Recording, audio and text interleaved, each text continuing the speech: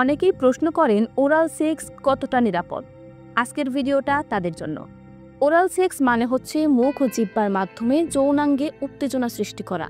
এটি অনেকেই উপভোগ্য ও ঘনিষ্ঠতার অংশ হিসেবে দেখে, কিন্তু এর মাধ্যমে কিছু স্বাস্থ্য ঝুঁকিও হতে পারে, বিশেষ করে যদি তা অনিরাপদভাবে করা হয়। চলুন প্রথমেই জেনে নেওয়া যাক ওরাল সেক্সের মাধ্যমে কোন সব রোগ আপনার মধ্যে হতে পারে। প্রথমেই এইচআইভি, কম ঝুঁকি কিন্তু সম্ভব। যদি মুখে কাটা, ঘা বা রক্ত থাকে তাহলে এই ঝুঁকি বাড়ে। নাম্বার 2, গনোরিয়া, মুখ ও গলার ইনফেকশন হতে পারে। নাম্বার 3, সিফিলিস, মুখে বা যৌনাঙ্গে ঘা থাকলে সংক্রমণ ঘটতে পারে। নাম্বার 4, হার্পিস, ঠোঁটে বা যৌনাঙ্গের ছোট ফুসকুড়ি বা ঘা হয়। নাম্বার 5, হিউম্যান প্যাপিলোমা ভাইরাস বা HPV. Number 5, human papilloma virus বা এইচপিভি মুখ, গলা বা জিহ্বা ক্যান্সারের পর্যন্ত ঝুঁকি বাড়াতে পারে। নাম্বার 6, হেপাটাইটিস বি অথবা সি, রক্ত বা শরীরের তরলের মাধ্যমে ছড়ায়। এখন প্রশ্ন হলো, কিভাবে ওরাল সেক্সকে নিরাপদ করা যায়?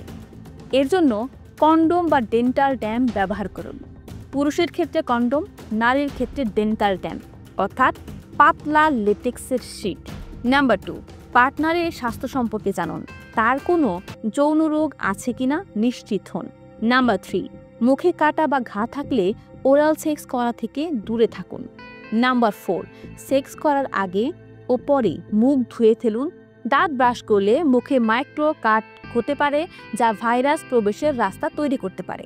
নাম্বার 5, নিয়মিত এসটিডি পরীক্ষা করুন, বিশেষ করে যদি একাধিক পার্টনারের সাথে আপনার সম্পর্ক থাকে। তাহলে ওরাল সেক্স কি একেবারে নিষিদ্ধ বা ঝুঁকিপূর্ণ? না, একেবারে নিষিদ্ধ নয়, তবে সচেতন না হলে এটি অনিরাপদ হতে পারে। যদি এটি সঠিকভাবে নিরাপত্তা মেনে স্বাস্থ্য পরীক্ষা জেনে করা হয় তাহলে এর ঝুঁকি অনেকটাই কমে যায়। শেষ কথা, যে কোনো যৌন আচরণই আনন্দদায়ক হতে পারে যদি তা সম্মতিপূর্ণ, নিরাপদ ও সচেতনার সাথে